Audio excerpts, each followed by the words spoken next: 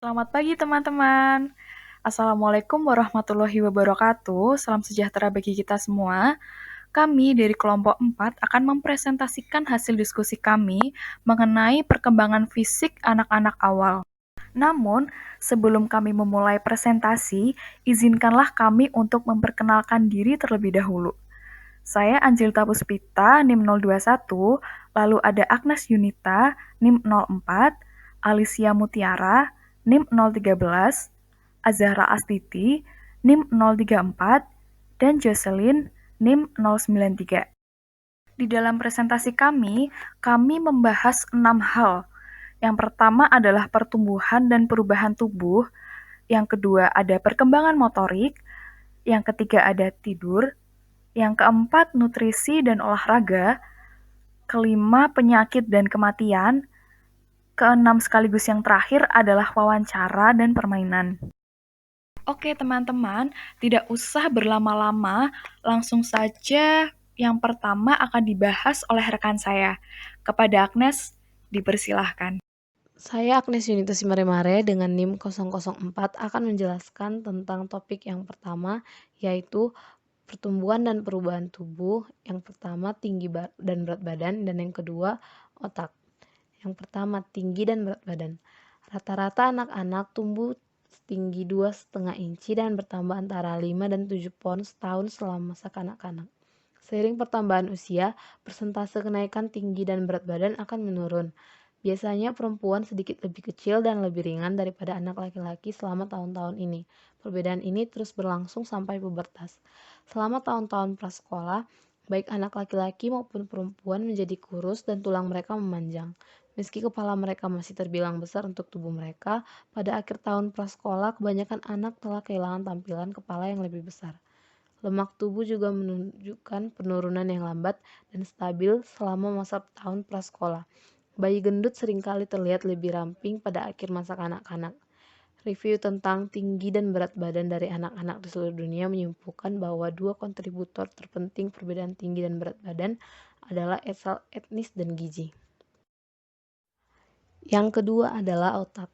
Salah satu perkembangan fisik terpenting selama masa kanak-kanak adalah perkembangan berkelanjutan dari otak dan sistem saraf. Meskipun otak terus tumbuh di masa kanak-kanak, ia tidak tumbuh secepat masa bayi. Pada saat anak mencapai usia 3 tahun, otak sudah berfungsi 3/4 dari ukuran dewasanya. Pada usia 6 tahun, otak telah mencapai sekitar 95% dari ukuran dewasanya. Beberapa perubahan interior otak melibatkan peningkatan koneksi dendritik sebagai mielinisasi, di mana sel-sel saraf ditutupi dan diisolasi dengan lapisan sel lemak. Mielinisasi memiliki efek meningkatkan kecepatan dan efisiensi informasi yang berjalan melalui sistem saraf. Mielinisasi penting dalam pengembangan sejumlah kemampuan anak. Para ilmuwan telah mengungkapkan otak itu secara keseluruhan tidak menunjukkan pertumbuhan yang dramatis pada rentang usia 3 hingga 15 tahun. Namun yang berubah secara dramatis adalah pola lokal di dalam otak. Penelitian telah menemukan bahwa pada anak-anak dari usia 3 sampai 6 tahun mengalami pertumbuhan paling cepat di area lobus frontal yang terlibat dalam perencanaan dan mengatur tindakan baru serta dalam mempertahankan perhatian pada tugas. Nah, selanjutnya ada perkembangan motorik. Nah, perkembangan motorik pada masa kanak-kanak awal ini ada motorik kasar dan motorik halus. Langsung saja, pada motorik kasar merupakan aktivitas gerak tubuh yang melibatkan otot besar. Nah, pada masa kanak-kanak awal, anak tidak lagi berusaha keras hanya untuk berdiri tegak dan berjalan keliling. Lalu, perkembangan motorik kasar pada masa kanak-kanak awal, pada umur 3 tahun, anak-anak mulai melakukan gerakan sederhana, melompat, berlari ke depan dan belakang, semata-mata untuk menyenangkan hati. Nah, pada umur 4 tahun, anak-anak mulai melakukan gerakan yang sejenis, namun lebih berani, serta memanjat alat gimnasium rendah untuk memperlihatkan kemampuan atletiknya. Dan pada umur 5 tahun, anak-anak lebih mengembangkan jiwa petualang dan aktivitas yang mendebarkan jantung seperti berlari kencang dan berlomba dengan teman sebayanya. Selanjutnya, motorik halus. Motorik halus adalah gerakan halus yang melibatkan bagian-bagian tertentu yang dilakukan oleh otot-otot kecil saja, misalnya pada jari-jari tangan, dan gerakan ini memerlukan koordinasi yang cermat dengan mata. Perkembangan motorik halus pada masa kanak-kanak awal, pada umur 3 tahun, anak-anak sudah bisa memungut objek-objek kecil dengan ibu jari dan telunjuknya, walaupun masih canggung. Dan selain itu, mereka juga dapat membangun menara balok dan bermain puzzle.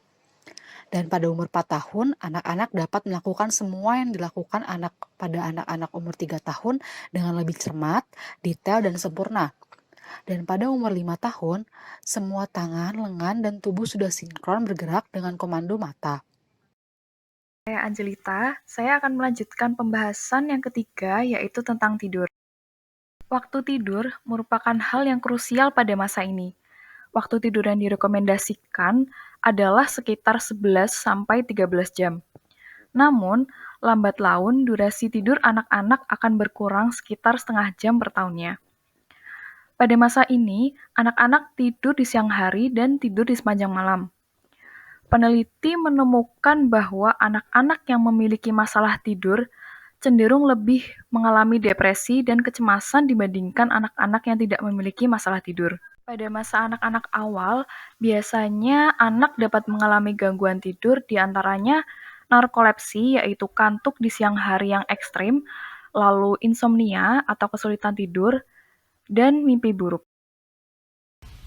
Ya, saya Azahra dengan nomor NIM 34. Di sini saya akan menjelaskan materi mengenai nutrisi dan olahraga serta penyakit dan kematian. Di mana nutrisi dan olahraga sendiri di sini dibagi menjadi 3. Ada anak yang kegemukan, olahraga, serta malnutrisi pada anak-anak dari keluarga dengan sosial ekonomi rendah. Yang pertama adalah anak yang kegemukan. Kelebihan berat badan dapat menjadi masalah yang serius di masa kanak-kanak awal. Studi nasional terbaru menuturkan bahwa 45% makanan anak-anak meningkatkan kolesterol dan risiko penyakit jantung. Penelitian ini juga menemukan 1/3 asupan kalori anak-anak sehari-hari berasal dari restoran. Risiko anak-anak yang kegemukan akan terus gemuk ketika mereka dewasa terdokumentasi dalam sebuah penelitian. Dalam penelitian itu, 80% anak-anak yang berisiko kegemukan pada usia 3 tahun akan kegemukan atau kegemukan pada usia 12 tahun. Lalu penelitian lainnya malah mengutarakan bahwa berat anak usia 5 tahun sangat berkaitan ketika mereka 9 tahun. Penelitian lain mengungkapkan bahwa prevalensi kegemukan tetap stabil dari usia 4 hingga 11 tahun bagi anak-anak yang orang tuanya memiliki tubuh ideal. Namun, 2 kali lipat bagi anak-anak dengan orang tua yang obesitas. Yang kedua adalah olahraga. Olahraga pada anak yang rutin sebaiknya dilakukan sehari-hari bagi anak-anak. Rekomendasi bagi aktivitas fisik anak prasekolah adalah 2 jam per hari, terdiri dari 1 jam aktivitas terstruktur dan 1 jam aktivitas tidak terstruktur. Ada beberapa studi penelitian mengenai olahraga dan aktivitas anak-anak. Yang pertama, observasi anak-anak prasekolah usia 3 hingga 5 tahun selama bermain di luar ruangan mengungkapkan bahwa anak-anak prasekolah sebagian besar hanya bersantai bahkan ketika bermain di luar ruangan. Yang kedua, aktivitas anak-anak prasekolah diperkuat oleh keterlibatan anggota keluarga dalam kegiatan berolahraga bersama dan oleh persepsi orang tua bahwa anak-anak aman bermain di luar rumah. Yang ketiga atau yang terakhir, kurikulum aktivitas fisik yang memadukan bermain dan belajar meningkatkan level aktivitas usia anak 3 tahun hingga 5 tahun di program prasekolah setengah hari. Lalu yang ketiga ada malnutrisi pada anak-anak dari keluarga dengan sosial ekonomi rendah. Maksudnya adalah masalah malnutrisi yang paling umum dihadapi anak-anak awal adalah masalah anemia yang berkaitan dengan kurangnya zat besi, di mana kondisi ini mengakibatkan kelelahan kronis. Masalah ini disebabkan oleh kurangnya konsumsi daging dan sayuran hijau. Kebanyakan anak-anak yang berasal dari keluarga yang tingkat penghasilannya rendah cenderung mengalami anemia yang terkait dengan kekurangan zat besi. Ya, lalu ada penyakit dan kematian. Sifat anak-anak yang aktif dan suka mengeksplorasi dilengkapi dengan tidak menyadari adanya bahaya dalam berbagai situasi seringkali menjadikan mereka berisiko terluka. Lalu keselamatan anak itu tidak hanya dipengaruhi oleh keterampilan serta perilaku diri mereka masing-masing, tetapi juga dipengaruhi oleh karakteristik rumah, keluarga, sekolah, serta yang lainnya. Salah satu keadaan rumah yang membahayakan kesehatan anak-anak adalah orang tua yang merokok. Anak-anak yang terekspos asap tembakau di dalam rumah cenderung mengalami simptom berbunyi ketika nafas dan asma dibandingkan dengan anak-anak yang di rumahnya tidak ada asap rokok. Selain asap rokok, juga terdapat anak-anak di usia bawah umur yang berisiko terkena racun timah. Efek negatif kadar timah yang tinggi dalam darah anak-anak meliputi rendahnya intelijensi, gangguan ADHD, dan tekanan darah yang tinggi. Setiap tahun sendiri, UNICEF memberikan sebuah laporan yang berjudul The State of the World Children. Dalam suatu laporan tersebut, UNICEF menyampaikan bahwa kematian anak berusia 5 tahun disebabkan oleh berbagai faktor yang luas jangkauannya, termasuk kesehatan, nutrisi, dan pengetahuan ibu mengenai kesehatan, level imunisasi, ketersediaan layanan kesehatan bagi ibu dan anak, pendapatan dan ketersediaan makanan di keluarga, ketersediaan air bersih dan sanitasi yang aman, serta keamanan menyeluruh dari lingkungan anak. Saya Alicia Mutiara Rizky, nomor NIM 13, akan menjelaskan mengenai wawancara dan permainan. Kali ini narasumber yang saya wawancarai adalah Ibu Amanda Septaria Wulandari yang memiliki anak bernama Cecilia Renata Kalani berusia 2 tahun 3 bulan yang merupakan anak pertama. Saya akan menjelaskan bagaimana proses kelahiran Cecilia. Pada tanggal 19 Juni 2018, Ibu Amanda pergi ke rumah sakit untuk kontrol kandungan. Pada saat itu usianya sudah memasuki 39 minggu. Akan tetapi, saat di USG, dokter berkata bahwa ketubannya sudah berkurang sehingga harus dirawat di rumah sakit. Sesamanya di rumah sakit, langsung diinfus, kemudian diperiksa detak jantung bayi, dan hasilnya bagus. Setelah itu dilakukan induksi dengan pil sebanyak 4 kali selama 2 hari, tetapi hanya mengalami pembukaan pertama dan tidak ada kemajuan. Akhirnya pada hari Kamis 21 Juni 2018 diputuskan untuk operasi sesar pada pukul 5 sore. Sekarang saya akan menjelaskan perkembangan fisik adik Cecilia ketika awal kelahiran hingga saat ini. Pada adik Cecilia lahir dengan berat 2,75 kg dengan panjang 47 cm. Pada saat umur 0-3 bulan, Cecilia sudah bisa terlungkup, mengangkat kepala, menoleh kanan kiri, menendang-nendang, serta menggenggam sesuatu.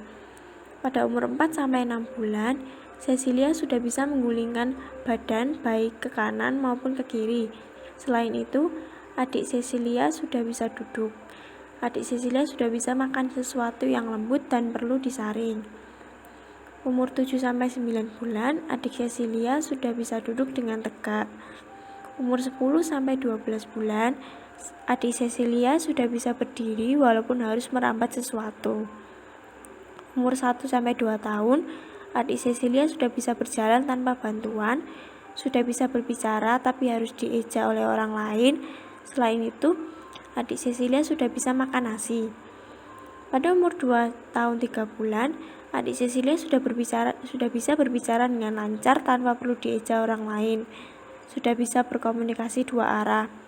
Dan saat ini beratnya adalah 10,8 kg dengan tinggi 84 cm. Dalam proses pertumbuhan dan perkembangan adik Cecilia ada hambatan, yaitu pada umur 3 bulan, adik Cecilia belum bisa merangkak, dan pada umur 2 tahun 3 bulan, adik Cecilia belum bisa mengayuh. Pada perkembangan adik Cecilia, Ibu Amanda tidak pernah memaksa anaknya terkait hambatan yang terjadi pada usia tersebut. Berikut adalah foto wawancaranya. Sekarang saya akan menjelaskan mengenai permainan yang kami buat untuk adik Cecilia. Permainan di atas disebut puzzle geometri. Anak akan mencoba mencocokkan geometri tersebut berdasarkan bentuk dan warna. Terdapat beberapa manfaat dari permainan puzzle geometri tersebut. Yang pertama, melatih daya ingat anak. Anak akan berusaha mengingat bentuk dan warna yang sesuai untuk kemudian dicocokkan. Yang kedua, mengenalkan anak tentang bagian-bagian geometri. Yang ketiga, melatih kesabaran anak. Anak akan dituntut untuk mencocokkan sesuai bentuk dan warna sehingga hal tersebut membutuhkan kesabaran. Dari hal tersebut, anak akan belajar untuk bersabar jika ingin mencapai keinginan. Yang keempat, meningkatkan motorik anak.